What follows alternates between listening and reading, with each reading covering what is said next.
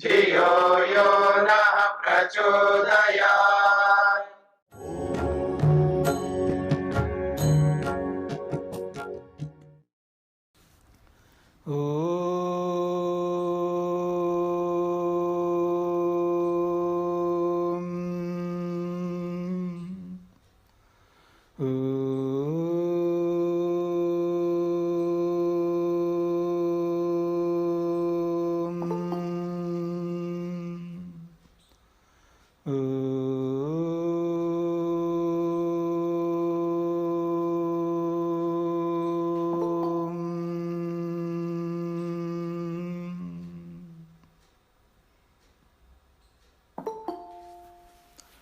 छांदोग्य उपनिषद तृतीय प्रपाठक 16वां खंड प्रारंभ हो रहा है।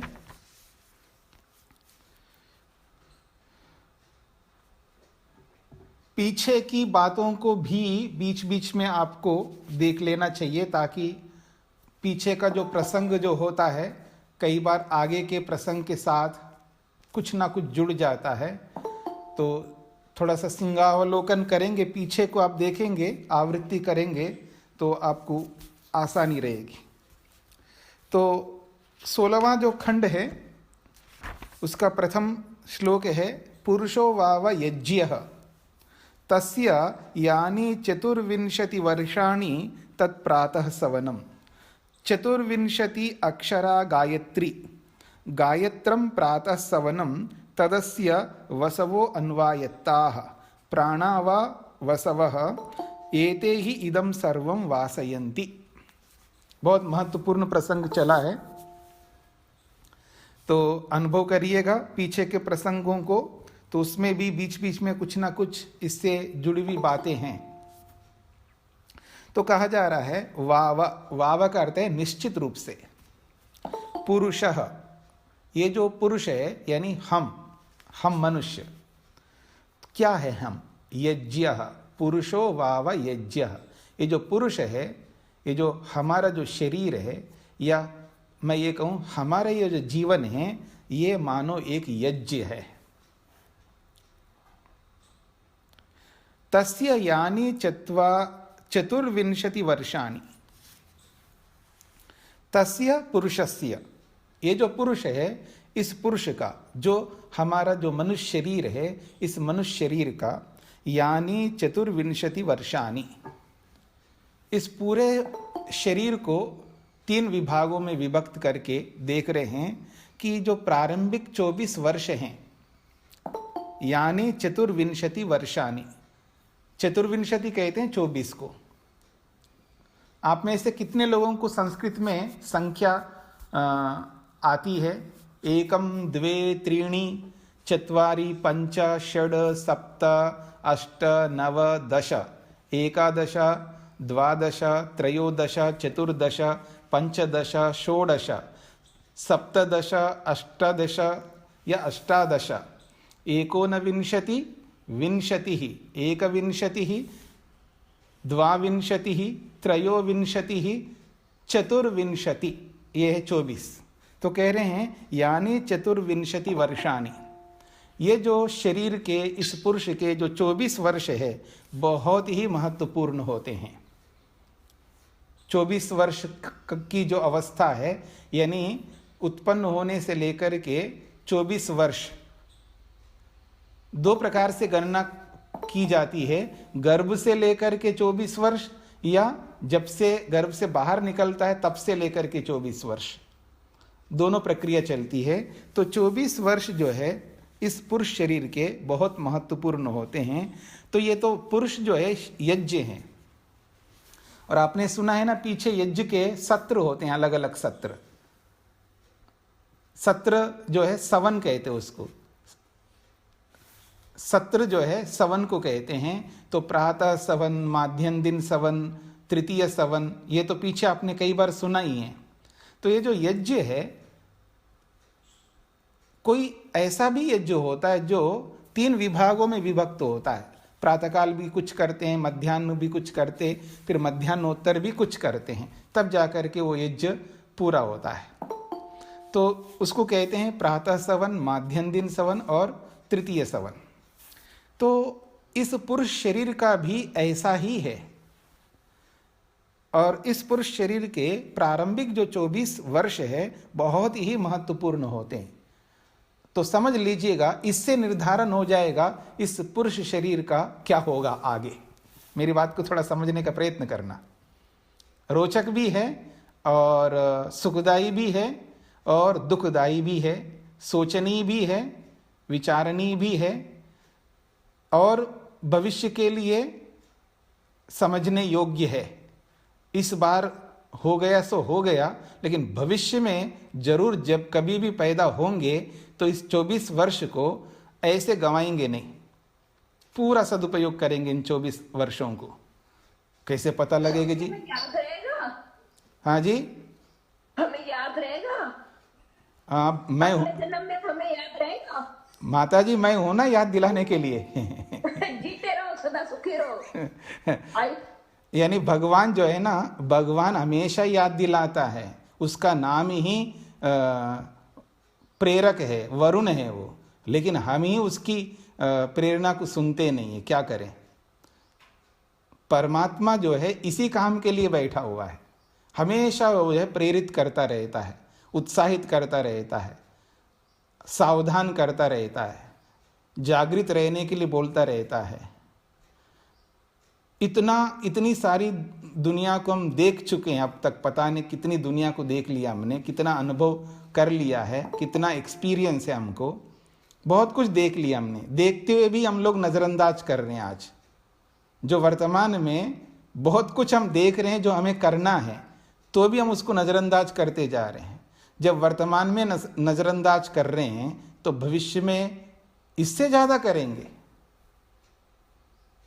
और रही बात याद रहेगा, अब याद नहीं रह रहा है हमको क्या क्या करना चाहिए हमको, ये याद है या नहीं हमको? आज है ना, लेकिन हम नज़रअंदाज करते जा रहे हैं। और जब अपने आप से हम पूछ लेते हैं तो पता लगता है कि मेरे को तो बहुत कुछ करना है, मेरे को सब पता है, लेकिन मैं नहीं करता। उसको नज़रअंदाज कर रहा है व्यक्ति। मालूम नहीं कि मैं 76 साल की आयु में क्यों पढ़ने लगी। माता जी, 76 साल के हो या 90 साल के हो, करने के लिए वक्त बहुत कम चाहिए। कम वक्त में भी बहुत कुछ कर डालता है व्यक्ति। खैर, चलिएगा आगे बढ़ते हैं। तो ये जो 24 वर्ष है बहुत महत्वपूर्ण होते हैं, यही निर्धारण कर देता है व्यक्ति को। क्योंकि जो आधार होता है ना, बेस जिसको आप कहते हैं, यदि वो मजबूत होता है तो समझ लेना आगे बिल्डिंग बहुत बढ़िया बन जाएगा। और आधार ही ठीक नहीं है तो जब आधार ठीक नहीं है तो समझ लेना न तो गृहस्थ ठीक रहेगा, न वानप्रस्थ ठीक रहेगा, न सन्यास ठीक रहेगा। वैसे सन्यास में पहुंचेगा ही नहीं व्यक्ति, वानप्रस्थ में भी नहीं पहुंचेगा। अगर पहुंचेगा तो गृहस्थ में पहुंचेगा अधिक से अधिक, तो फिर उसका गृहस्थ ठीक नहीं रह पाएगा, क्योंकि गृहस्थ के पीछे जो बेस है, आधार है, वो ही ठीक नहीं है। तो इसलिए जो 24 वर्ष जो है जीवन का बहुत महत्वपूर्ण वर्ष हैं। तो इसलिए कहा जा रहा है 24 वर्षानि तत्प्रातः सवनम, ये प्रातः सवन है। देखिए पूरी सात्विकता रहती है, याद रखना। ये जो प्रातः सवन है ये प्रातःकाल किए जाने वाला यज्ञ है। और प्रातः सवन जो प्रातःकाल जो होता है वो व्यक्ति के अंदर सात्विकता रहती है।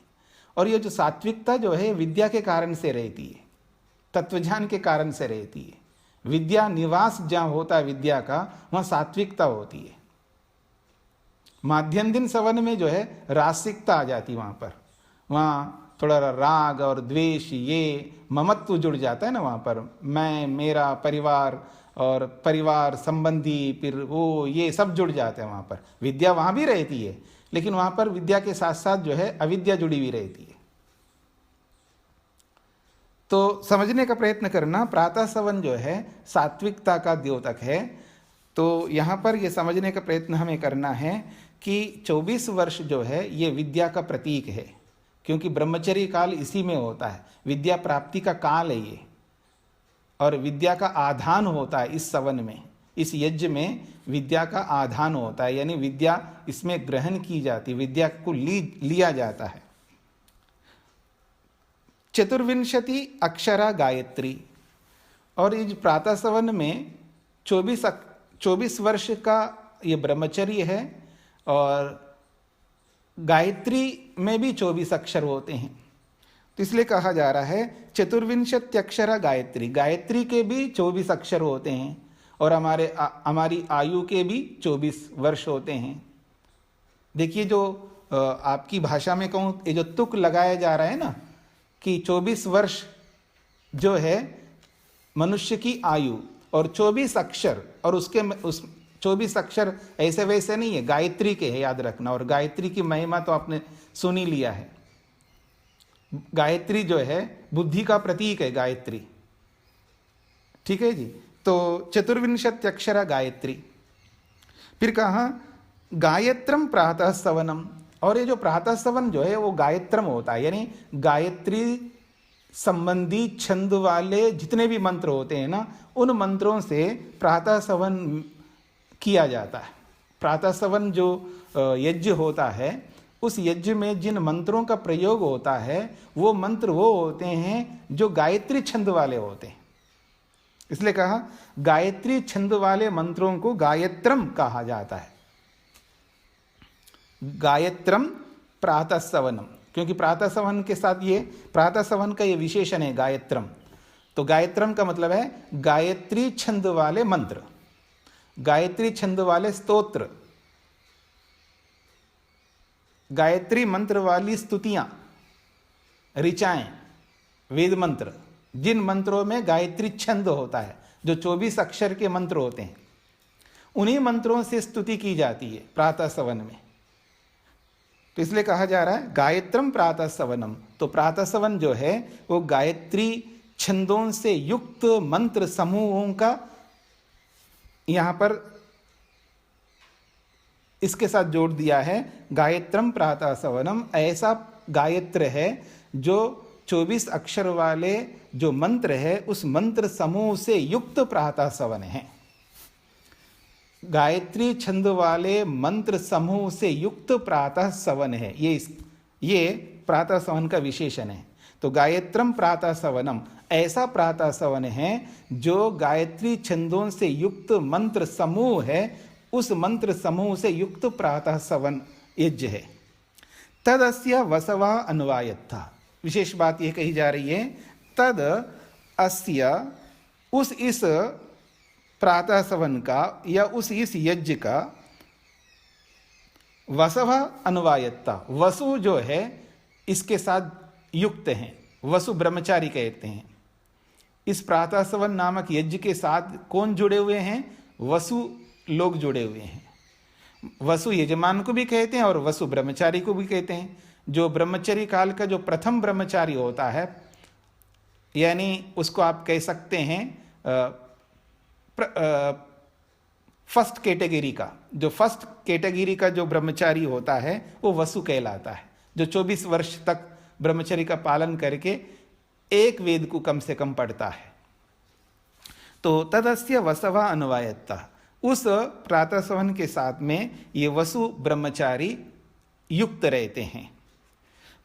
और वसु, वास्तव में वसु किसको कहते हैं? तो कहते हैं प्राणावाव वसवः, प्राणों को वसु कहते हैं, क्योंकि वसु ब्रह्मचारी भी प्राणों का क्या कहते हैं, प्राणों का उपयोग करता है, ऐसा कह सकते हैं। यह प्राणों को अपने वश में करता है, प्राणायाम के माध्यम से प्राणों को अपने वश में रखता है, प्राणों को अपने अधिकार में रखता है, प्राणों के स्वामी बनता है।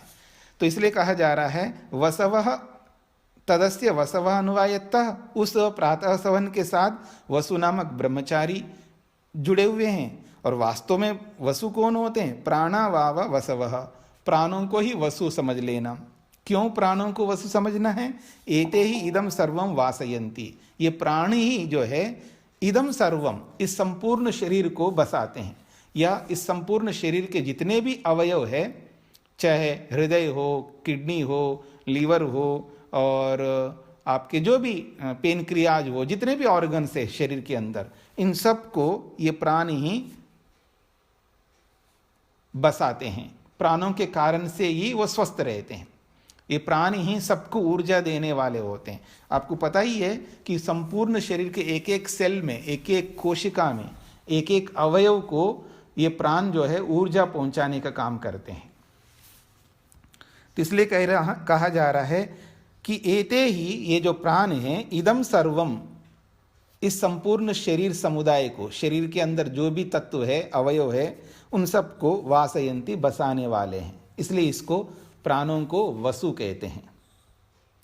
और उन प्राणों को जीतने वाले ब्रह्मचारियों को भी वसु कहते हैं। तो ये पहला श्लोक पूरा हो गया है। इसका सार के रूप में अगर मैं बोलूं कि 24 वर्ष जो है जीवन के प्रारंभिक अवस्था के बहुत महत्वपूर्ण हैं, जो कि विद्या प्राप्त कराने के लिए वो 24 साल हैं। विद्या प्राप्ति के लिए ही वो 24 साल का प्रयोग होता है। और 24 अक्षर वाली गायत्री छंद है, और गायत्री में 24 अक्षर हैं। और उसी गायत्री छंद वाले जितने भी मंत्र होते हैं, उन सब मंत्र समूहों को लेकर के, उस मंत्र समूह को लेकर के प्रातः सवन में स्तुति की जाती है, ईश्वर को आह्वान किया जाता है, ईश्वर को बुलाया जाता है, ईश्वर से प्रार्थना उपासना की जाती है। ये सब उस यज्ञ के अंतर्गत होता है। अब आगे बढ़ते हैं। तम चेद एतस्मिन् वयसि किंचित उपतपेत स ब्रूयात् प्राणावसव इदं मे प्रातः सवनं माध्यं दिनं सवनं अनुसंतनुत इति मा अहं प्राणानां वसूनां मध्ये यज्जो विलोप्सीय इति उद ह एव तत एति अगदोह भवति। बहुत अच्छी बात कही जा रही है। तम चेद एतस्मिन् वयसि किंचित उपतपेत। पीछे भी ऐसा ही कुछ प्रसंग आया था, आपको याद आ रहा हो तो कह रहे हैं चेत का मतलब होता है यदि, यदि ऐसा हो तो उसके लिए चेत शब्द का प्रयोग होता है। जैसे हम लोग हिंदी में प्रयोग करते हैं ना, यदि बरसात हो जाए तो छाता ले जाएंगे। जब बरसात होने की संभावना ही नहीं है तो फिर छाते से क्या मतलब है? तो दूसरा कहते हैं नहीं, बरसात ना हो कोई बात नहीं, लेकिन धूप भी तो होती है ना, तो धूप के लिए भी तो छाता चाहिए। तो इसलिए दूसरा कहता है नहीं, छाता तो जरूर ले जाएंगे, यदि वदि छोड़ दो आप। तो ये जो यदि शब्द का जो प्रयोग होता है ना, हिंदी में हम बोलते हैं यदि ऐसा हो तो उसी के लिए संस्कृत में चेत शब्द का प्रयोग होता है। तो कहते हैं चेत यदि, तम एतस्मिन् वयसि, एतस्मिन् वयसि का मतलब इस अवस्था में। किस अवस्था में? 24 साल की अवस्था में, वसु ब्रह्मचारी की अवस्था में, प्रारंभिक काल में, उस वसु ब्रह्मचारी के जीवन में, या उस प्रातः सवन के यज्ञ के समय में, किंचित उपतपेत, कोई भी कुछ उपताप, उपताप का मतलब है बाधा, आतंक, मुसीबत, या कोई व्यवधायक, उस अच्छे काम को रोकने वाले कुछ ऐसे भी असामाजिक तत्व होते हैं ना, आपके अच्छे काम को बर्दाश्त नहीं करते लोग, जो शत्रु लोग होते हैं, वो आपको अच्छे काम करने नहीं देते हैं। और आप कितना ही अच्छे करो तो कुछ ना कुछ आपके अंदर दिखाएंगे, और उसको लेकर के हम परेशान हो जाते। देखो अच्छा भला मैं कुछ भला करने के लिए जाता हूँ तो ये लोग पता नहीं क्या क्या कहने लगते हैं, फिर नाराज होता है व्यक्ति, चो मैं तो ऐसा करूँगा नहीं। उनको करो और ऊपर से सुनो इनकी बातें, इससे अच्छा कि मैं करूँगा नहीं, परेशान होता है व्यक्ति।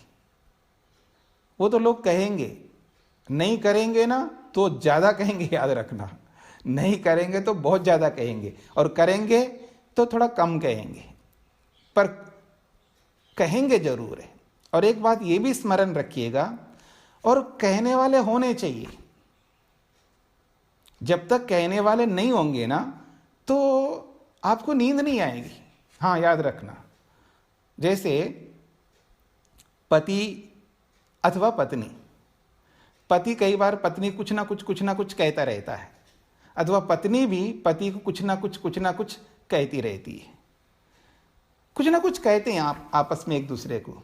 खाली पूरे दिन में आप देखेंगे ऐसा दिन नहीं होता कुछ नहीं कहा जाए, कुछ तो कहेंगे। 24 घंटे में कुछ ना कहें तो जवान दिया भगवान ने, कुछ तो कहना चाहिए ना। कुछ तो कहेंगे, अच्छा कहे बुरा कहे कुछ भी कहे, थोड़ा ताना सुनाए या कुछ खटपट करे, कुछ ना कुछ तो कहेंगे। मतलब रोज कुछ ना कुछ तो कहेंगे। और मान लो कहना बंद कर दिया, ना पति कुछ कहता है ना पत्नी कुछ कहती है, ना सास कुछ कह रही है ना बहू कुछ कह रही है, ना देवरानी कुछ कह रही है ना जेठानी कुछ कह रही है, कुछ बोल ही नहीं रहे एक दूसरे को। आदमी को परेशानी होती है, याद रखना। पता नहीं क्या हो गई इनको, आजकल कुछ बोल नहीं रहे, क्या बात, कुछ और ज़्यादा परेशानी होती है व्यक्ति को। इसलिए कुछ कहना चाहिए लोगों को। हाँ, और उनके कारण से हम लोग जी पाते हैं। हाँ, याद रखना। इसलिए एक ऋषि ने कहा है कि मेरे शत्रु होने चाहिए। जीवन तुम्हें शत्रु गणा सदैव, श्लोक का एक नीति शतक, मतलब ये भी भर्तृहरि का ही है, बहुत अच्छा श्लोक है। वो कहते हैं जीवन तुम्हें शत्रु गणा सदैव। वो कहते हैं मेरे जो शत्रु है सदा जीवित रहे, वो नष्ट नहीं होना चाहिए। मेरे शत्रु हमेशा हमेशा बने रहें। उन शत्रुओं के कारण से मेरी उन्नति होती है। और विशेषकर याद रखना कि इस आध्यात्मिक मार्ग में, मैं अंदर की बात कहूँ कि इस आध्यात्मिक मार्ग में शत्रु ज़्यादा होने चाहिए।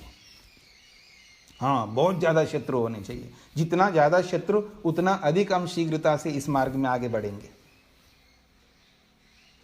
क्यों? क्योंकि इस मार्ग में कोई कहेगा तो उसको सहन करना पड़ता है हमें। उस सहन शक्ति ही हमको वहाँ तक पहुँचा देगी। और कोई कहने वाले नहीं है तो सहन शक्ति होगी नहीं हमारे, और बिना तप के योग सिद्ध हो नहीं सकता। याद रखना, महर्षि पतंजलि और महर्षि वेदव्यास ने एक बहुत बड़ी बात कही है, यदि कोई आदमी तपस्या नहीं करता उसको योग कभी सिद्ध नहीं होता, अर्थात उसको कभी समाधि नहीं लग सकती, अर्थात उसको कभी ईश्वर का दर्शन 3 काल में नहीं हो सकता। उसको ईश्वर का दर्शन होगा ही नहीं, और जिसको ईश्वर का दर्शन ही नहीं हुआ तो वो मुक्ति में कभी नहीं जा सकता। और आप सब चाहते हैं कि मेरे को मुक्ति मिले, मोक्ष मिले, ईश्वर का दर्शन हो, ये आप सब चाहते हैं। इसका मतलब है तपस्या तो करनी होगी। और तपस्या किस चिड़िया का नाम है? तपस्या उस चिड़िया का नाम है कि आप कितने अच्छे हो तो आपको गलत ठहराने वाले हो, तब आप उसको सहन करें, तब आपका बनेगा तप, नहीं तो नहीं बनेगा आपका। मेरी बात को समझने का प्रयत्न करना। अब बहुत अच्छे हो तो भी आपको कहेंगे और कहने वाले हों। आप कौन होते हैं जी जब भगवान को नहीं छोड़ते लोग? मेरी बात समझ रहे हैं ना? भगवान जो है ना, उसके अंदर न तो अविद्या है, न उसके अंदर अस्मिता दोष है, न उसके अंदर राग दोष है, न उसके अंदर द्वेष है, न उसके अंदर अहंकार है। मतलब काम, क्रोध, लोभ, मोह, ईर्ष्या, अहंकार कहो या अविद्या, अस्मिता, राग, द्वेष, अभिनिवेश कहो, उसके अंदर एक भी लेश मात्र कोई दोष नहीं है, बिल्कुल निर्लिप्त है दोषों से।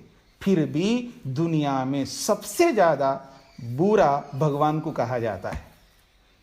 कितने लोग गाली निकालते, कितने लोग परमात्मा को कोसते रहते हैं। कोई ऐसा दिन नहीं होता है, कोई ऐसा मिनट नहीं होता है जिस दिन में, जिस मिनट में भगवान को कोसते नहीं हो, उसको गाली नहीं निकालते हो। आप नहीं निकालते हैं, लेकिन दूसरे दुनिया भर के लोग हैं जो भगवान को दोषी ठहराते हैं। तो जब भगवान तक को नहीं छोड़ते हैं तो हम कौन से लोग हैं जी जो हमको ना कहें लोग? इसलिए ऋषि लोग कहते हैं जीवन तुम्हें शत्रु सदा, जीवन तुम्हें शत्रु गणा सदैव। शत्रुगण का मतलब है शत्रुओं का समूह, 1 2 4 भी नहीं है, शत्रुओं का बड़े बड़े समुदाय होने चाहिए जो मेरे को जीने ना दे, यानी कुछ ना कुछ कहे। इसका ये अभिप्राय है कि हमें मारे पीटे, आतंकवादी आकर हमको ब्लास्ट करे, ये ऐसे शत्रु नहीं है। ऐसे शत्रु तो बिल्कुल नहीं होने चाहिए किसी के भी। शत्रु का मतलब है केवल शब्दों से बोलने वाले। हाँ, शारीरिक हानि, किसी प्रकार की शारीरिक हानि या मकान की हानि, पैसे की हानि, या और जो भी हम प्रयोग करते हैं ना, बाहर की चीज़ों की किसी प्रकार की हानि ना हो। केवल अगर हानि शब्दों से, बस आपको खरा खोटा पता नहीं कुछ भी सुनाने वाला, ऐसे चाहे वो अपने लोग हो चाहे पराये लोग हो, चाहे इस देश के लोग हो चाहे पराये देश के लोग हो, कोई भी हो, बस शब्दों की बात है। तो शब्दों से सबसे ज्यादा आदमी शब्दों से आहत होता है। हाँ, याद रखना। लेकिन बोलते हैं ना लोग कि शरीर में कोई घाव हो जाए वो जल्दी भर जाए, वो तो भरता है, लेकिन किसी ने कोई ऐसा शब्द बोला ना, चाहे वो सास बोले या बहू बोले, फिर देखना उसका घाव कभी भरता नहीं, याद रखना। और देवर देवरानी बोले, जेठ जेठानी बोले, फिर तो पूछो ही मत, उसका घाव तो बिल्कुल नहीं भरता। ठीक है जी। तो कहने का अभिप्राय यह है कि शब्दों का घाव लेकर के जीवन भर आदमी परेशान रहता है। तो इसलिए कहा जा रहा है कि शत्रु तो होने चाहिए हमारे। तो ये जो 24 साल जो है बहुत महत्वपूर्ण होता है। ये विद्या का एक स्थान है।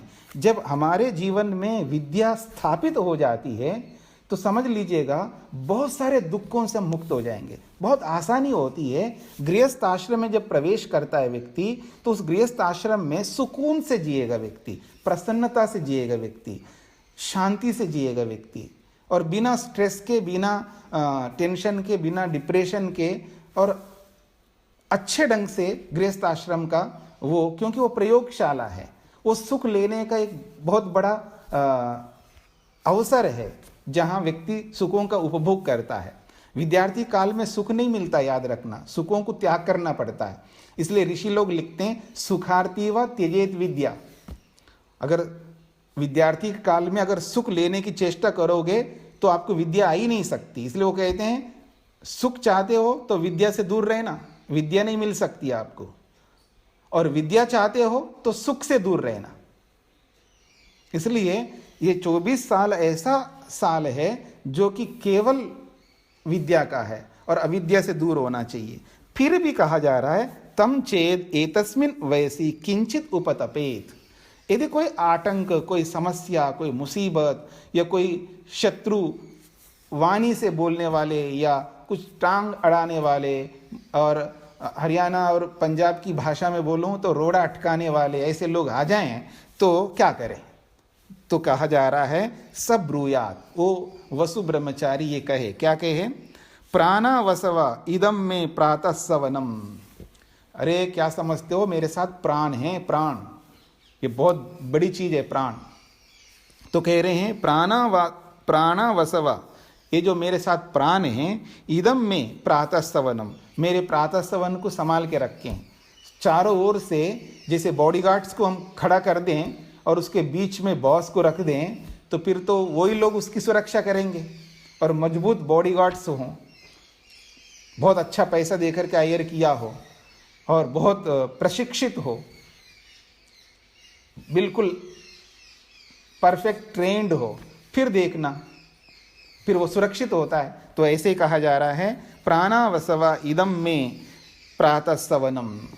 तो कह रहे हैं प्राण रूपी जो वसु है, इदम, ये जो मेरा शरीर है, और मैं और मेरा जो प्रातः सवन है, जो यज्ञ मैंने प्रारंभ किया है, विद्या रूपी यज्ञ को मैंने प्रारंभ किया है, और ये यज्ञ माध्यम दिनम सवनम अनुसंतनुता, ये प्रातः सवन जो है ये मेरे को माध्यम दिन सवन तक पहुंचाने वाला बने। मतलब ये जो प्रातः सवन मैंने किया है ये यहीं समाप्त ना हो, ये माध्यम दिन सवन तक मेरे को ले जाए, वहां तक मेरे को पहुंचाने वाला बन जाएगा। तो वहां तक पहुंचाने के बीच में जो कड़ी के रूप में ले जाने वाले जो है ये मेरे प्राण है मेरे साथ में। इसलिए मेरे कोई चिंता नहीं है, कोई कुछ भी बोले मेरा कुछ नहीं बिगड़ सकता, ये इसका अभिप्राय है। तो कहते हैं इति मां अहम प्राणानाम वसूनाम मध्य यज्ञो विलोपसीया। बहुत अच्छी बात कही जा रही है। तो कह रहे हैं इति, इस प्रकार से, अहम, मैं, प्राणानाम वसूनाम मध्य, मैं प्राण रूपी वसुओं के बीच में विराजमान हूं। इसलिए यज्ञ, ये जो मैं यज्ञ कर रहा हूं, ये यज्ञ मां विलोपसीया, ये विलुप्त नहीं होने वाला यज्ञ है।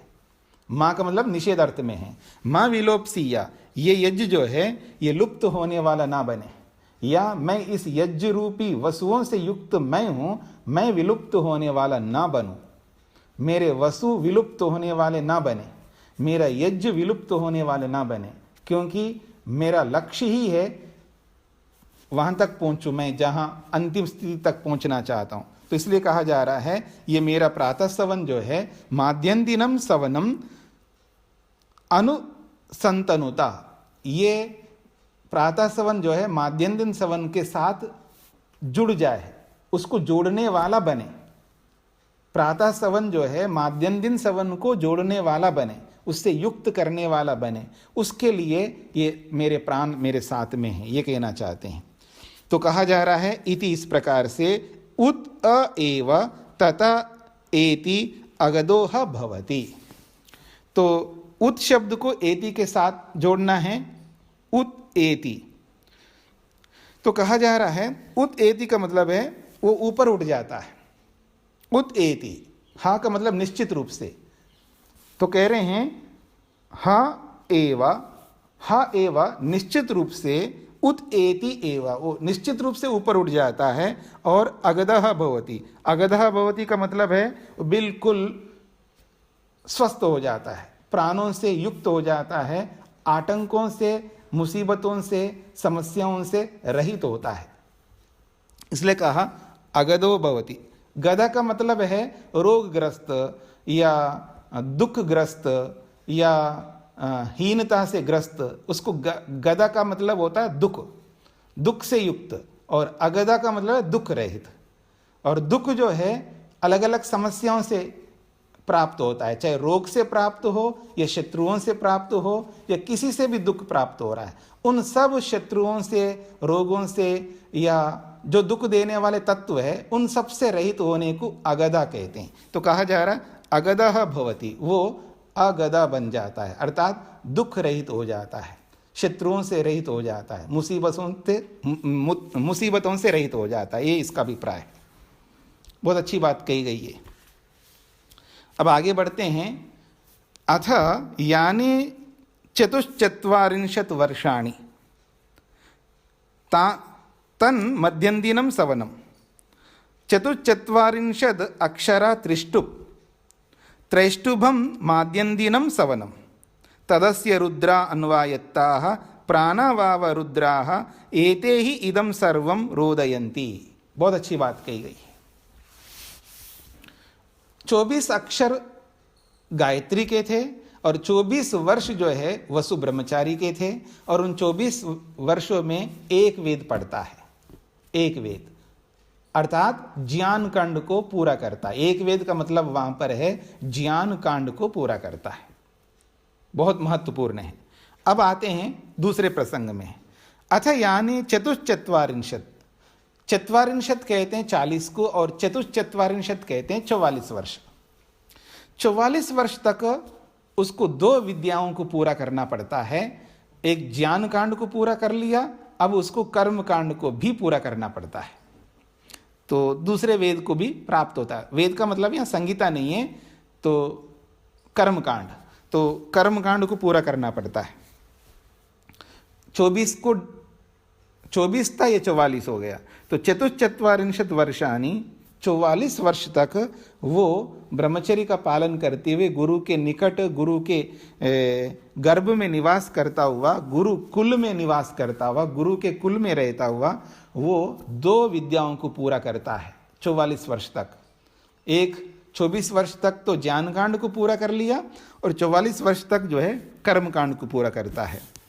और तत् ये जो यज्ञ है उसका माद्यंदिनम सवनम, उसको माद्यंदिन सवन नाम से बोला जाता है। जैसे बाह्य यज्ञ में मध्याह्न में किया जाने वाला यज्ञ होता है उसको माद्यंदिन सवन कहते हैं। और इस ब्रह्मचर्य काल में 44 वर्ष तक जब वो ब्रह्मचर्य का पालन करता है उसको माद्यंदिन सवन शब्द से कहा जा रहा है। फिर कहा जा रहा है ये जो माद्यंदिन सवन जो है, जो यज्ञ होता है, उस यज्ञ में जिन मंत्रों के माध्यम से वो यज्ञ किया जाता है और वो मंत्रों में जो छंद है, वो जो छंद होता है वो त्रिष्टुप छंद होता है। और त्रिष्टुप छंद में 44 अक्षर होते हैं, इसलिए कहा जा रहा है 44 अक्षरा त्रिष्टुप छंद। तो जो त्रिष्टुप छंद जो होता है वो 44 अक्षरों वाला होता है। फिर कह रहे हैं त्रैष्टुभम माद्यंदिनम सवनम। माद्यंदिन सवन का ये त्रैष्टुभ जो है ये विशेषण है। त्रैष्टुभ में त्रिष्टुभ छंद से युक्त मंत्र समूह वाला ये माध्यम दिन सवन है।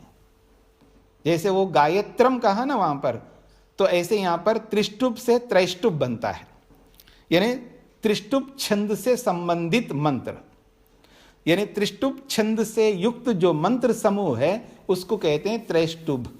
तो त्रैष्टुभ मंत्रों से युक्त जो स्तुत्य मंत्र है या स्तुति किए जाने वाले मंत्र समूह है, उस समूह से युक्त ये माध्यम दिन सवन नामक यज्ञ सत्र होता है। फिर कहा जा रहा है तदस्य रुद्रा अन्वायत्ता। अब इस माध्यम दिन सवन के साथ कौन जुड़े हुए रहते हैं? तो कहा जा रहा है रुद्र ब्रह्मचारी उसके साथ जुड़े हुए होते हैं। वो वसु ब्रह्मचारी थे, ये रुद्र ब्रह्मचारी कहलाते हैं 44 वर्ष तक के। तदस्य रुद्र अन्वायत्ता, इस माध्यम दिन सवन के साथ में रुद्र ब्रह्मचारी युक्त रहते हैं। और दूसरे रूप में देखें तो प्राणावाव रुद्राः, प्राण ही या रुद्र है। तो ये प्राण जो है वो प्राण नहीं है। वहां तो वसु थे, अब यहां प्राण आ गए। वहां भी प्राण है, लेकिन वहां प्राण अलग अर्थ में है, यहां प्राण अलग अर्थ में। वहां प्राण तो बसाने वाले थे, और यहां जो प्राण हैं ये रुलाने वाले हैं। तो कहते हैं ता प्राण प्राणावाव रुद्रा, यहाँ ये जो प्राण है ये रुद्र कहलाते हैं। रुद्र क्यों कहलाते हैं? एते इदम सर्वम रोदयंती, ये जो है सर्वम रोदयंती, सबको रुलाते हैं। सबको रुलाते का मतलब है कोई भी मरने जा रहा है, मरने वाला होता है, मर रहा होता है, उसको देख करके सब रोते रहते, उसके संबंधी, उसके निकट के लोग, जो भी लोग उस व्यक्ति से संबंधित होते हैं सब रोने लगते हैं, इसलिए रुलाने वाले होते हैं। रुद्रा एते ही इदम सर्वम रोदयंती, एते ही ये जो रुद्र हैं यही सर्वम रोदयंती, सबको रुलाने वाले होते हैं, इसलिए उनको रुद्र कहते हैं। अब इस संदर्भ को लेकर के समझाया जा रहा है तम चेत एतस्मिन वयसि किंचित उपतपेत, दूसरी स्थिति बताई जा रही है। चेत यदि, तम उस व्यक्ति को, किस व्यक्ति को? रुद्र ब्रह्मचारी को, जो 44 वर्ष का हो गया है और ज्ञान को भी उसने आत्मसात कर लिया है और कर्मकांड को भी समझ लिया है, यानी 2 विद्याओं को प्राप्त कर लिया उसने। तो कह रहे हैं तम चेत एतस्मिन वयसि, इस 44 वर्ष की अवस्था में किंचित उपतपेत, कोई उपताप आ जाए उसको, कोई संकट, कोई आपत्ति, कोई मुसीबत आ जाए और कोई कुछ कहने वाले उसके सामने आ जाएं, तो सब ब्रूयात, वो रुद्र ब्रह्मचारी बोले उन सबको, जो शत्रु हैं, जो उनको रोकने वाले हैं, टांग अड़ाने वाले जो होते हैं, उनको बोले प्राणा रुद्रा इदम में माध्यम दिनम सवनम तृतीय सवनम अनुसंतनुता। देखो मेरे साथ में रुद्र हैं। अब रुद्र जो है नहीं समझोगे तो रुलाएंगे, आप याद रखना। ऐसी स्थिति में पैदा करूंगा तो आपको ये रुद्र जो है रुलाने लगेंगे। तो कह रहे हैं प्राणा रुद्रा, ये जो प्राण रूपी रुद्र जो है इदम में, जो मेरे पास में है, मेरे बॉडीगार्ड्स के रूप में, मेरे सुरक्षा कर्मी के रूप में विद्यमान हैं, और ये जो प्राण रूपी रुद्र है मुझ इस माध्यम दिन सवनम, ये जो माध्यम दिन सवन मैं कर रहा हूँ, ये जो तप कर रहा हूँ, 44 वर्ष का जो मैंने व्रत लिया है, जिसमें 2 विद्याओं को पूरा कर रहा हूं, और ये 2 विद्याएं जो है मेरे को तृतीय सवनम अनुसंतनुता, तीसरे सवन को जोड़ने वाला बने ये माध्यम दिन सवन, इसलिए मैं मेहनत पुरुषार्थ कर रहा हूं। क्योंकि केवल ज्ञान कांड और कर्म कांड से काम नहीं चलेगा ना, हमें उपासना कांड भी चाहिए, तीसरी विद्या को भी तो प्राप्त करनी है हमको। तो इसलिए कहा जा रहा है कि ये जो मेरा माध्यम दिन सवन जो है, माध्यम दिन सवन का मतलब है सत्र, याद रखना, और सत्र का मतलब यज्ञ। तो सवन कहो, सत्र कहो, यज्ञ कहो, एक ही बात है। तो माध्यम दिनम सवन का मतलब है माध्यम दिन नामक यज्ञ, इसी को सत्र कहते हैं, इसी को सवन कहते हैं। तो ये माध्यन्दिन जो सवन है ये मेरे को तीसरे सवन तक पहुंचाने वाला बने, उसके साथ मेरे को जोड़ने वाला ये बने। तो तृतीय सवनम अनुसंतनुता, अनुसंतनुता का मतलब है ये माध्यन्दिन सवन तृतीय सवन को जोड़ने वाला बने, रोकने वाला ना बने, आतंक मुसीबत उत्पन्न करने वाला ना बने, ये कहना चाहते हैं। इति इस प्रकार से माँ अहम प्राणानाम रुद्रानाम मध्य यज्जो विलोपसीया, वो कहते हैं अहम मैं जो है प्राणानाम रुद्रानाम प्राण रूपी रुद्रों के मध्य में मैं विराजमान हूँ और यज्ञ से युक्त हूँ, और ये माध्यन्दिन रूपी यज्ञ के साथ में जुड़ा हुआ हूँ। माँ विलोपसीया, मेरे इस यज्ञ को, माध्यन्दिन नामक यज्ञ को वो लुप्त करने वाला ना बने, उसको जोड़ने वाला बने और कोई मुसीबत उत्पन्न करने वाला कभी ना बने, ये इसका अभिप्राय है। फिर कह रहे हैं उत अ एव तथा एति अगदोह वभवति, वही बात वापस जोड़ दिया। उत एति, वो ऊपर उठ जाता है, इस माध्यन्दिन सवन से भी वो ऊपर उठ जाता है, क्योंकि उसको कोई आतंक, कोई विरोधी उसको रोकने वाले नहीं आए। तो इसका मतलब है पूरा कर लेता है माध्यन्दिन सवन को, निर्विघ्न, जिसको आप बोलते हैं ना, जब कोई भी आप कार्यक्रम करते हैं, कोई छोटी सी पार्टी कर लेते हैं या कोई छोटा मोटा कार्यक्रम आप कर लेते हैं और पूरा संपन्न करते हैं, तो आप भगवान को धन्यवाद करते हैं, लोगों को भी धन्यवाद देते हैं कि हमने इस कार्यक्रम को भगवान की कृपा से निर्विघ्न संपन्न किया है या संपन्न कर रहे हैं, ऐसा बोलते हैं ना आप लोग, निर्विघ्न। तो वही वाली बात है यहाँ पर कि कह रहे हैं उद एति, वो इस माध्यन्दिन सवन से ऊपर उठ जाता है, उसको कोई समस्या, कोई विघ्न नहीं आ पड़ी, तो इसलिए अगदह भवति, वो अगद होता है, यानी मुसीबतों से रहित हो जाता है, ये इसका अभिप्राय है। अब आगे पहुंचा रहे हैं, अथ यानी 48 वर्षाणि तद तृतीय सवनम 48 अक्षरा जगति जागतम तृतीय सवनम तदस्य आदित्या अन्वायत्ताः प्राणावाव आदित्याः एते ही इदं सर्वम आददते। बहुत अच्छी बात कही जा रही है। अथ, अब 2 सवनों को बता करके अब अंतिम सवन जो तृतीय सवन है उसको बताया जा रहा है। यानी 48 वर्षाणि, 24 वर्ष तक गुरु के पास रह कर के विद्या प्राप्त करना अपने आप में बहुत बड़ी बात है कि इतने साल तक आदमी टिक नहीं पाता है। फिर उसके बाद 44 वर्ष तक रहना, ये और भी बहुत बड़ी बात है। फिर उसके बाद का 48 साल तक रह करके पूरी विद्या को प्राप्त कर लेता है, ज्ञान कांड को, कर्म कांड को और उपासना कांड को, और संगीताओं के रूप में देखेंगे तो चारों वेदों को पढ़ लेता है। चारों वेदों को पढ़ने का मतलब समझ लीजिएगा, 4 वेद पढ़ना, 4 उपवेद पढ़ना, 4 वेद 4 उपवेद के साथ साथ 4 ब्राह्मण पढ़ना, फिर शिक्षा, व्याकरण, निरुक्त, छंद, ज्योतिष, कल्प, वेद के 6 अंग पढ़ना, और फिर वेद के 6 उपांग पढ़ना, योग, सांख्य, वैशेषिक, न्याय, वेदांत और मीमांसा, फिर 11 उपनिषद पढ़ना, फिर जो इतिहास के ग्रंथ है रामायण, महाभारत और कुछ स्मृति के ग्रंथ है वो भी पढ़ना, तो सारा का सारा वैदिक वाङ्मय पढ़ लेगा वो व्यक्ति 48 वर्ष तक। बहुत बड़ी तपस्या है, इतनी तपस्या करना बहुत मुश्किल होता है व्यक्ति के लिए। तो ये कहा जा रहा है कि जो 48 वर्ष जो है ये तृतीय सवन के साथ जुड़ा हुआ है, और 48 अक्षरों का जो छंद है वो जगती छंद कहलाता है, और उस जगती छंद वाले जितने भी मंत्र हैं उन मंत्रों को जागतम कहते हैं।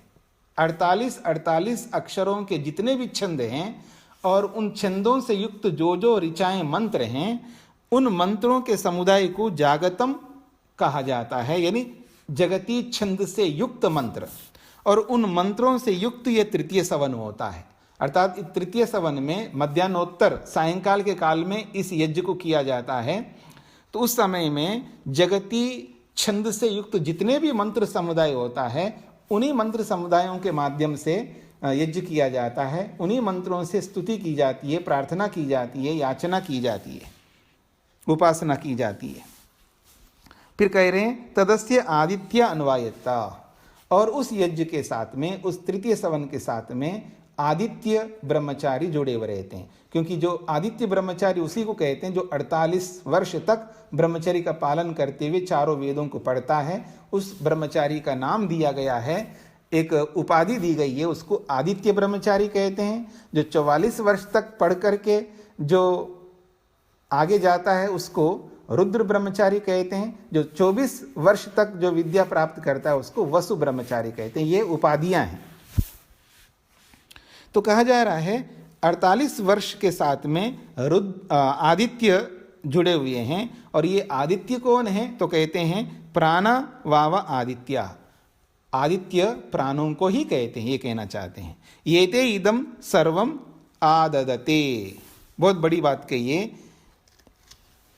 ये ते ही इदम सर्वम, इस संपूर्ण शरीर को एते ही, ये जो आदित्य है, जो 12 महीने हैं, ये ग्रहण कर लेते हैं। आदित्य जो होते हैं ना, ये हमको खा जाते हैं, याद रखना। ये जो 12 महीने जो होते हैं ना, साल पूरे होते ही तो समझ लेना हमारी आयु घट गई। फिर दूसरा साल पूरा होते ही घट गई। 50 साल पूरे हो गए, इसका मतलब आधा हम घट गए।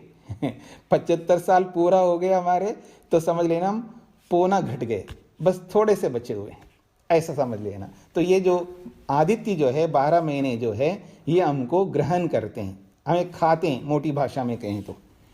इसलिए खाने से पहले कुछ करना है हमको, मुख्य बात यह है, खाने से पहले कुछ कर लो।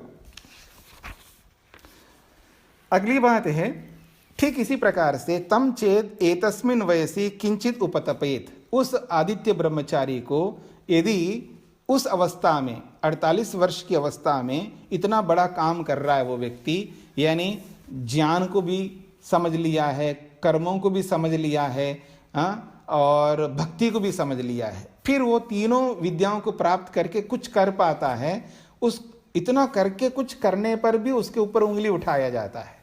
जैसे कोई आप देखेंगे लोक में बहुत मुसीबत, बड़ी मुश्किल से कोई आदमी अच्छा काम कर लेता है, फिर उसके ऊपर उंगली उठाते हैं, इसको तो दिखाना था, ये तो दिखाने के लिए इसने किया है, इसको तो अपना नाम चाहिए था, अब कुछ ना कुछ कहेंगे लोग। अब देखेंगे मतलब हर एंगल से उसको कुछ ना कुछ बोलेंगे लोग।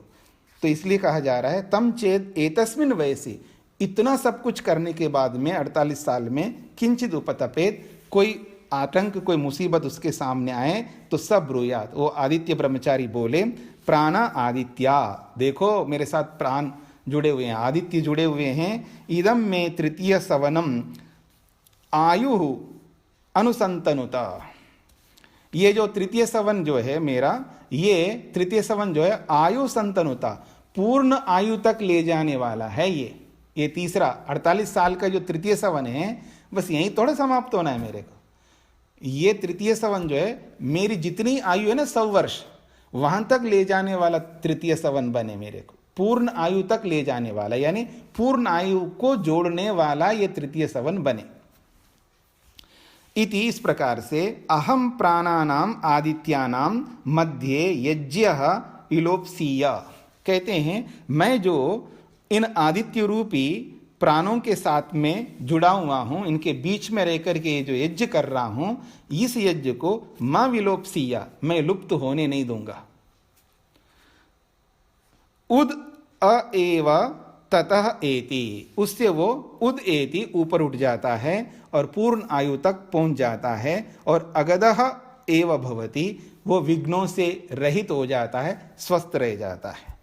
ये सारी 3 सवन, 3 सत्र, 3 यज्ञ और 3 प्रकार के ब्रह्मचारियों को लेकर के, 3 यजमानों को लेकर के भी बोला जा रहा है। इसमें यजमान भी आप जोड़ सकते हैं, वसु नामक यजमान और रुद्र नामक यजमान और आदित्य नामक यजमान, पीछे आपने पढ़ा था, तो इन सब के साथ आप जोड़ सकते हैं। अंत में जिस ऋषि ने ये बात लिखी है, जिस ऋषि ने इसको आत्मसात किया है, हृदयंगम किया है, उस ऋषि को लेकर के बोला जा रहा है एतद ह स्म वै तद विद्वान आह महिदास ऐतरेयः स किम मे एतद उपतपसि यो अहम अनेन न प्रेष्यामि इति सह षोडशम वर्षशतम जीवत प्रह षोडशम वर्षशतम जीवति य एवं वेदा। बहुत बड़ी बात कही जा रही है।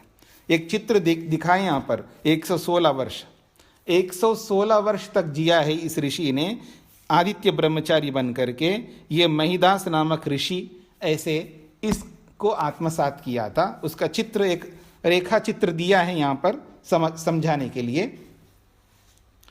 तो कह रहे हैं एतद ह स्म, वै निश्चित रूप से स्म जो शब्द है ये पूर्व काल को, भूतकाल को संकेत करने के लिए भी आता है। तो कह रहे हैं एतद ह स्म, पहले ऐसा हुआ था इतिहास में कि तद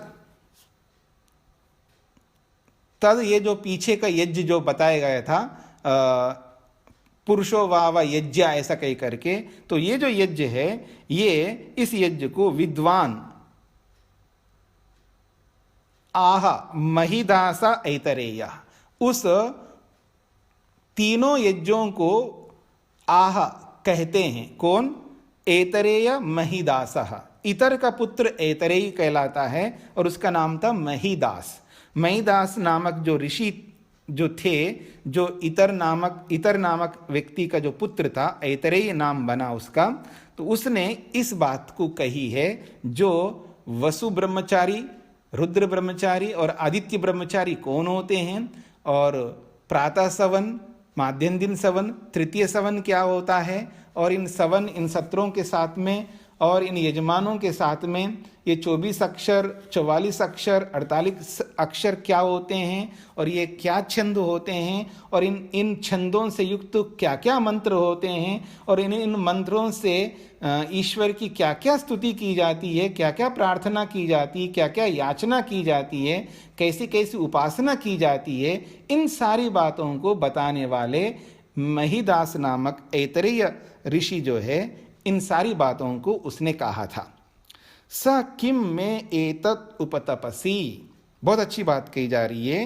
कहते हैं सह किम में एतत् उपतपसी, वो क्या मेरे को दुख देंगे जब मैंने वसुत्व को, रुद्रत्व को, आदित्यत्व को प्राप्त किया है, और मैंने गायत्री छंद से और त्रिष्टुप छंद से, जगती छंद से युक्त जितने भी मंत्र समूह है उनसे स्तुति किए, प्रार्थना किए और उपासना किए। तो कहते हैं मैं एतत् उपतपसी किम उपतपसी, मेरे को क्या ये दुख दे पाएंगे, जितने भी शत्रु लोग हैं ना, ये शत्रु लोग मेरे को क्या दुख दे पाएंगे, ये बिल्कुल दुख नहीं दे पाएंगे, कोई पीड़ित नहीं कर पाएंगे। तो कह रहे हैं यह अहम अनेन न प्रेष्यामि इति, यह अनेन, इनके माध्यम से, इन दुख देने वालों के माध्यम से, न प्रेष्यामि, मैं कभी कोई आहत नहीं होऊंगा, मैं मर नहीं जाऊंगा, मेरा कुछ नहीं बिगड़ने वाला है। कुछ भी वो बोलते रहे, कुछ भी आरोप लगाते रहिए, कुछ भी बुरा कहते रहिए, मैं मोटी भाषा में बोलता ना कि मेरे सिर पर बैठ के वो नाचे तो भी मेरे को शांत रहना, ऐसी स्थिति बना के चलता है व्यक्ति। इसलिए कहा जा रहा है अहम अनेन न प्रेष्यामि, इनके कारण से मैं, अहम का मतलब मैं, न प्रेष्यामि, कोई मैं मरूंगा नहीं, कुछ बिगड़ने वाला नहीं मेरा। सह षोडशम वर्षशतम जीवत, इसलिए वो महिदास नामक ऐतरेय ऋषि जो है षोडशम वर्षशतम, षोडशम का मतलब है 16 और वर्षशतम का मतलब है 100 साल, तो 116 वर्ष तक उसने अपने जीवन को बिताया।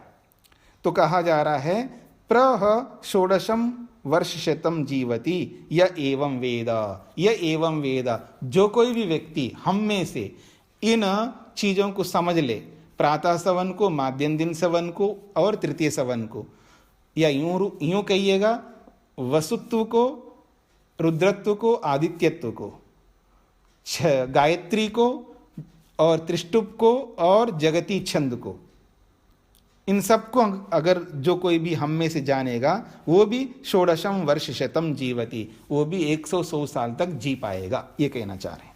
तो इस प्रकार से ये पूरा खंड समाप्त हो गया। किसी को कुछ पूछना हो तो पूछ सकते हैं। नमस्ते स्वामी जी। जी जी, आपने इस कक्षा में प्रातः सवन की जो अर्थ किया कि सात्विक वृत्ति रहती है, जी, माध्यान्ह सवन में रजोगुणी की वृत्ति रहती है, तो तीसरे सवन में कौन सी वृत्ति रहती है, वो या कौन सी स्थिति रहती है? ऐसा है कि तृतीय सवन में तुरीय स्थिति रहती है, यानी समाधि की स्थिति रहती है, ईश्वर प्रणिधान की स्थिति रहती है।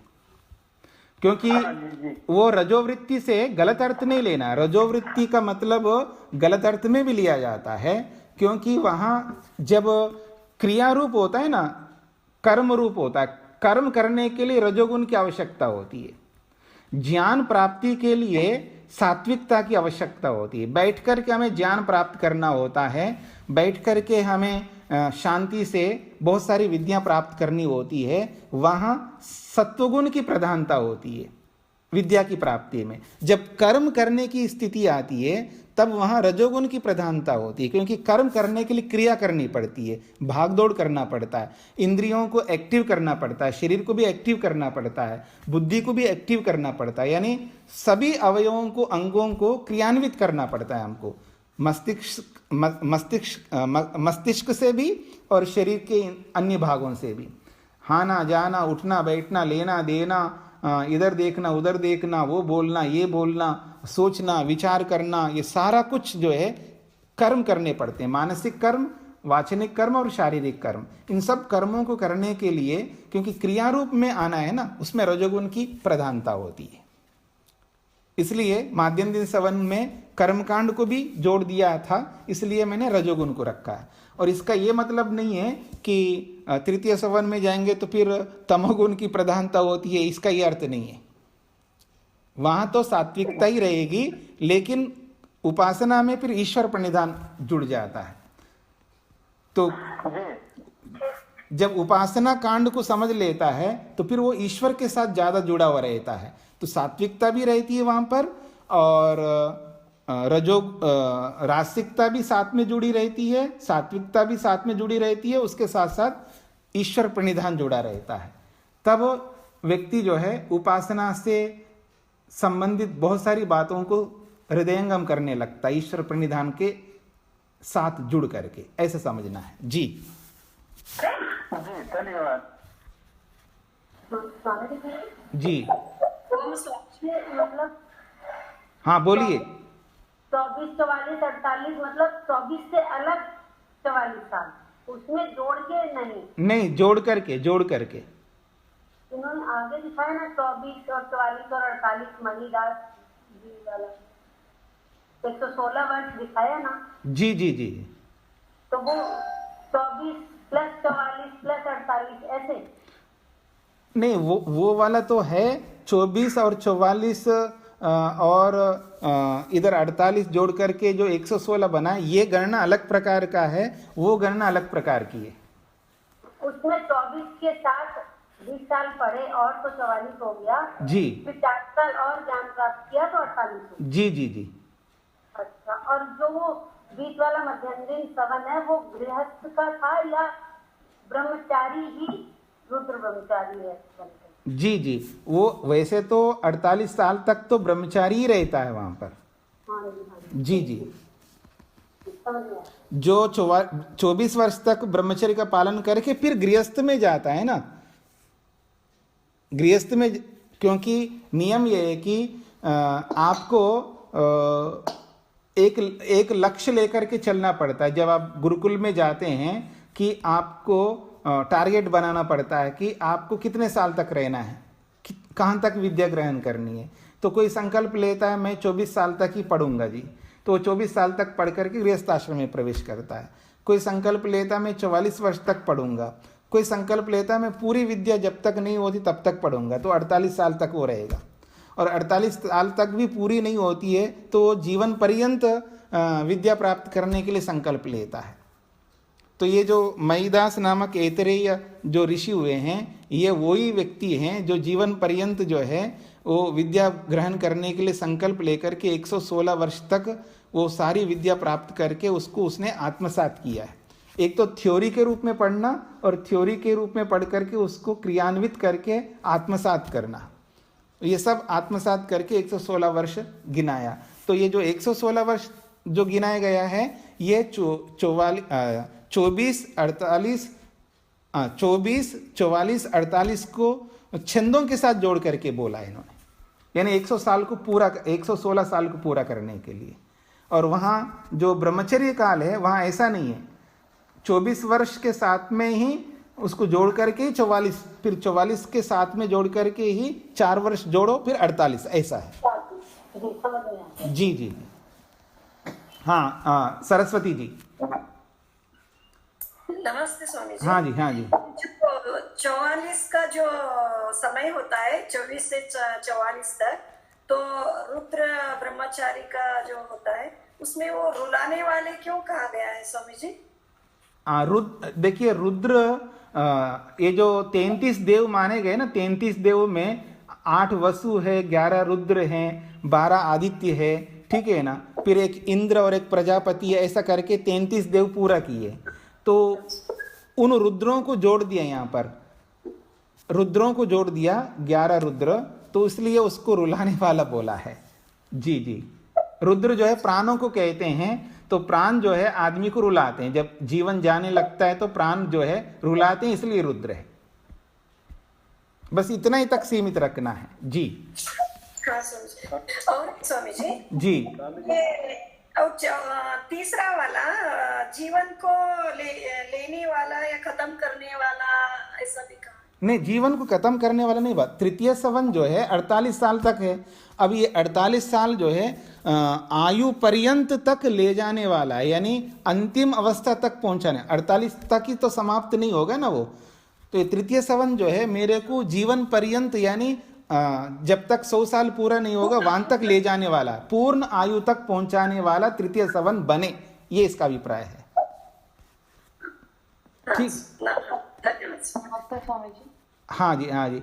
श्वेता जी रुकना, बीच में पहले शेखर जी का पूरा करते हैं। हाँ जी जी प्रणाम स्वामी जी। जी प्रणाम जी। अच्छा, जो हमारा अपने इतिहास में जो ऋषि मुनि हुए हैं वो कितने गृहस्थाश्रम के थ्रू गए हैं और कितने मतलब ब्रह्मचर्य से सीधा संन्यास आश्रम लिया है, ऐसा कुछ मिलता है रेफरेंस स्वामी जी? हाँ जी मिलता है।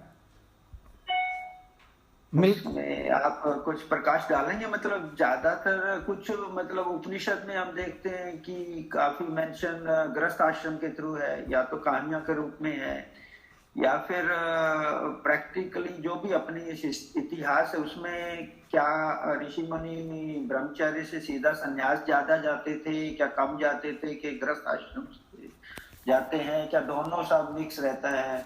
हाँ जी हाँ जी, ऐसा है कि जितने भी ये जो उपनिषद में ऋषियों को दिखाए हैं सब गृहस्थ आश्रम वाले ही थे, और जितने भी गुरुकुल चलते थे प्राचीन काल में सभी गुरुकुलों को चलाने वाले आचार्य गृहस्थी ही होते थे, गृहस्थी ही होते थे। हाँ जी, सब आचार्य गृहस्थी होते थे, गृहस्थी को ही गुरुकुल चलाना चाहिए।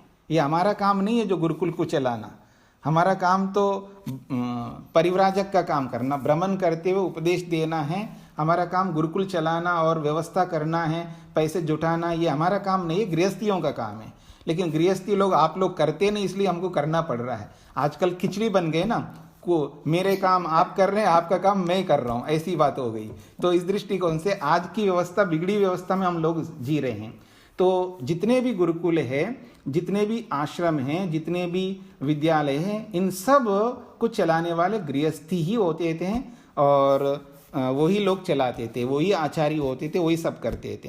तो दोनों प्रकार के थे, गृहस्थ में जाने वाले भी होते थे बहुत, और एक दौर होता है, किसी परिस्थिति में बहुत सारे सीधा ब्रह्मचर्य में रहने वाले ज्यादा हुए। तो एक प्रसंग को महर्षि पतंजलि ने दिखाया है शास्त्र में, 88,000 ब्रह्मचारी इकट्ठे हुए, 88,000 एक साथ।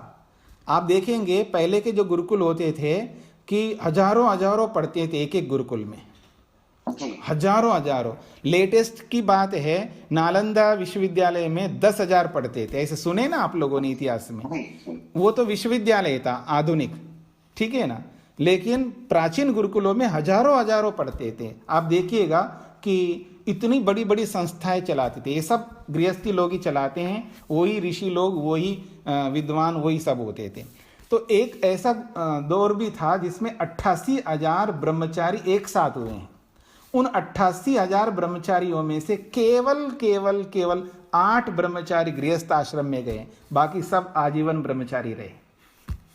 ये महर्षि पतंजलि रेफरेंस देते हैं उसमें, हमारे ग्रंथ में महाभाष्य एक है व्याकरण का, उस महाभाष्य व्याकरण को एक्सप्लेन किया है पतंजलि ऋषि ने। जी। जी, अच्छा, तो उसमें रेफरेंस आता है स्वामी? हाँ जी, बिल्कुल आता है जी। कितनी पुरानी होगी स्वामी जी ये बात, मतलब 3,000, 4,000, नहीं, 5,000? ये इतिहास हमारे पास में नहीं है। लोग तुक लगाते हैं इतनी पुरानी उतना पुरानी, ये इतिहास हमारे पास में नहीं है। ये सब लोगों के तुक हैं, तर्क हैं, तर्कों के आधार पर हम नहीं चल सकते हैं।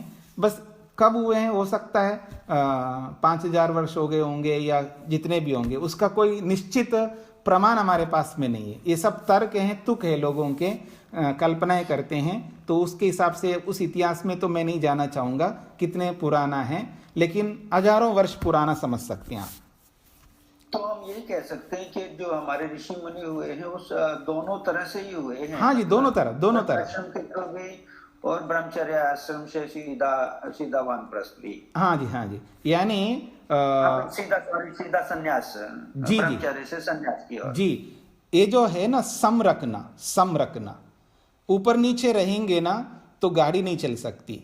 गाड़ी 2 पहियों के बीच में चलती है ना, तो न तो ब्रह्मचारी अधिक हो सकते हैं, न गृहस्थी अधिक हो सकते, सब बराबर होंगे। यानी मतलब ब्रह्मचारी भी चाहिए, गृहस्थी भी चाहिए, वानप्रस्थी भी चाहिए, सन्यासी भी चाहिए। तो कभी कभी जैसे 4 बच्चे हैं तो चारों गृहस्थ में चले गए, लेकिन किसी के चारों बच्चे आजीवन ब्रह्मचारी रहे, ये भी होता है। या कोई एक बच्चा ब्रह्मचारी रहेगा, बाकी तीनों गृहस्थ में चले गए। तो ये जो संतुलन है ना, ये संतुलन ये हम अपने आप कर लेते हैं, क्योंकि सबके अपने अपने संस्कार होते हैं। किसी के कहने से, किसी के बताने से, किसी के उपदेश से ना तो वो ब्रह्मचारी रह पाएगा, ना गृहस्थ में ही जा पाएगा, उसकी अपनी इच्छा है। और ये बातें जो निर्धारण जो होता है, ये प्रारंभ में निर्धारण बिल्कुल नहीं हो सकता, ना होना चाहिए, पहले से निर्धारण नहीं कर सकता। ये निर्धारण होता है विद्या प्राप्त करने के बाद में। विद्या की पूर्ति जब हो जाती है, तब निर्धारण होता है कि मेरे को गृहस्थ में जाना है या आजीवन ब्रह्मचारी रहना। वो स्वयं निर्णय करता है, कोई दूसरा नहीं करता। क्योंकि गुरु का, आचार्य का एक सबसे बड़ा कर्तव्य ये होता है, और ये होना चाहिए कि हम आपको, यानी गुरु को ऐसा होना चाहिए कि विद्यार्थी को एक ऐसा यंत्र दे दिया जाए, ऐसा एक प्रमाण दे दिया जाए, वो स्वयं निर्णय कर सके। उसको स्वयं निर्णय करने के योग्य बना करके अध्यापक उसको खड़ा कर देता है, और वो स्वतः निर्णय करता है, उसको स्वतः पता लगता है, उसको किसी से पूछने के, सलाह लेने की आवश्यकता बिल्कुल नहीं पड़ती है। ऐसा योग्य बना करके उसको खड़ा कर देता है। जैसे आप भी एक व्यापार करते हैं, कोई भी व्यापार करने वाले, बिजनेस चलाने वाले अपना जब पुत्र को या जिस किसी को सौंपते बिजनेस, उसको पहले उसको सारी बातें सिखा देते हैं, उसको अपने पांव पर खड़ा करते हैं। हाँ, ये अब स्वयं निर्णय ले रहा है, अब छोड़ो उसको, तो उसको छोड़ देते हैं। अब वो स्वतः स्वयं निर्णय लेता है, हम बीच में जाके टांग अड़ाते नहीं, जो उसको करना वो करेगा, उसके पास सब कुछ आगू है। तो ऐसा बनाना अध्यापक का कर्तव्य होता है, वो स्वयं निर्णय लेता है। मेरे कहने, किसी के कहने से चलने वाला जो होता है, वो पता नहीं कब बीच में छोड़ देगा, कब क्या शीर्षासन करेगा, कब गुड़ गोबर एक कर देगा। ठीक है जी, जी हाँ। तो जी स्वामी जी, और उपनिषद के अंदर स्वामी जी ये मतलब या तो कह सकते हैं कि कथाओं के कारण उन्हें ग्रस्त, क्योंकि काफी कुछ पब्लिक तो ग्रस्त आश्रम से ही जाती होगी, और इसलिए उनको रेफरेंस और जो कहानियां दी हुई हैं उपनिषद में ऐसा कुछ मेंशन किया हुआ कि एक्चुअल में जो ऋषि हुए हैं जो यहाँ मेंशन कर रखे हैं वो रियल में ग्रस्त आश्रम के थ्रू गए हैं। हाँ नहीं, रियल में कोई कोई है, जैसे नचिकेता यमाचारी का है, उसके लिए बोला जाता है। कोई कोई ऐसी कहानी है जो काल्पनिक के रूप में भी हो सकता है, रियल भी हो सकता है, लेकिन अधिकांश जो है रियल ही है, यथार्थ है। जी जी बिल्कुल जी स्वामी जी, लास्ट आपने कहा कि आप हमारे काम करते हैं, हम आपके काम करते हैं। आप ही हमारे काम कर रहे हैं, गुरुकुल चला रहे हैं, हम आपका कौन सा काम करते हैं? मतलब वो जैसे एक प्रवाह से जो वाक्य बोलते हैं ना, उस रूप में बोला है। हाँ, कोई कोई हो सकता आप में से, कोई कोई ऐसे भी हो सकते हैं जो इन सब झंझटों से दूर होकर के एकांत में बैठ करके अपनी विद्या ग्रहण करता है और अपनी साधना करता है और दुनियादारी के काम नहीं करता। ऐसा गृहस्थ में भी कुछ लोग होते हैं, इसलिए भी मैं बोल रहा था।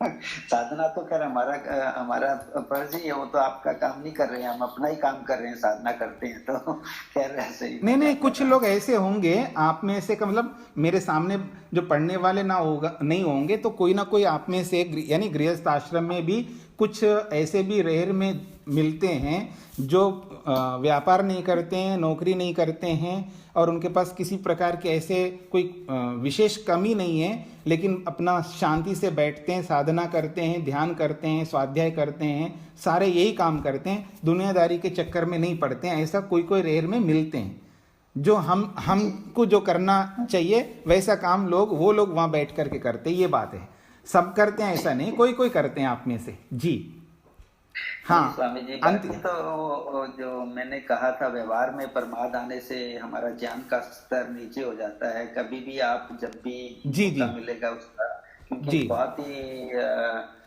अच्छा वो है टॉपिक कि हमको जानने के लिए। जी तो इसलिए था कि जब भी आपको पता है, मैंने कई बार पूछ चुका हूँ, तो कभी भी जब भी मौका मिलेगा क्वेश्चन आंसर के सेशन। हाँ जी, समय ज्यादा हो रहा है, श्वेता जी पूछ लीजिएगा। जी नमस्ते स्वामी जी। जी नमस्ते। ये आपने कहा कि रुद्र के बारे में, तो रुद्र दूसरों को रुलाने वाला है, आपने कहा ना, जब अगर कोई मर जाता है तो दूसरों को रुलाने वाला है। तो ये खुद को रुलाने वाला नहीं होता है? खुद को भी रुलाता है और दूसरों को भी रुलाता है। तो जब जीवित है तब नहीं रुलाते हैं? तब भी तो रुलाते हैं, तो वो भी रुद्र ही है। हाँ जी, जीवित रहते भी स्वयं को जब रुलाएगा तो जीवित अवस्था में ही रुलाएगा, और जब वो मरेगा तो दूसरों को रुलाएगा। नहीं, ओके। जी ठीक है। तो और किसी का कोई हाँ जी, कैसे रुद्र को ठीक कर सकते हैं स्वामी जी? लाइक हम लोग रोज स्वाध्याय करेंगे, रोज ध्यान करेंगे, तो क्या रुद्र रुलाएंगे नहीं? मतलब रुद्र कैसे रुलाते हैं? कोई दूसरा कुछ कहता है मोस्टली, या कुछ रोग आ जाता है तभी रुलाते हैं ना मोस्टली? हाँ जी, तो देखिए 3 प्रकार से आपको रुलाएंगे। ये शारीरिक रूप से भी रुलाएंगे, वाचनिक रूप से भी रुलाएंगे, और मानसिक रूप से भी रुलाएंगे। एक बात, आप स्वयं को स्वयं रुला लेंगे आप, यानी अपने आप को आप दुख दे करके आप रोएंगे, एक तो ये है। और आपकी बेटी है, आपका बेटा है, आपके पति है, आपके निकट के लोग भी आपको रुलाते रहेंगे। जी हाँ, अभी जैसे छोटे बच्चे होते हैं ना, मान लीजिए स्कूल में पढ़ने वाले बच्चे, स्कूलिंग करने वाले जो बच्चे होते हैं ना, तो कितने रुलाते हैं माँ बाप को, कितना परेशान करते हैं। और केवल माँ बाप को ही नहीं, नानी को भी परेशान करते हैं, और नाना को भी परेशान करते हैं, दादी को, दादा को भी, सबको परेशान करते बच्चे लोग, रुलाते ही रहते हैं। मतलब जब वो अनुशासन में जब नहीं रहते हैं बच्चे, तब बहुत रुलाते ही हैं। और बड़े लोग भी रुलाते हैं हमको, सब लोग रुलाते हैं। जी बड़े लोग भी बहुत रुलाते हैं। हाँ, सभी लोग रुलाते हैं। ऐसा है, बड़े लोग बड़े स्तर से रुलाते हैं, छोटे लोग छोटे स्तर से। अर्थात बड़े लोगों का ज्ञान का स्तर अलग प्रकार का होता है, बच्चों का ज्ञान का स्तर अलग प्रकार का होता है। तो जो भी रुलाते हैं अपने अपने ज्ञान के स्तर पर ही रुलाते हैं।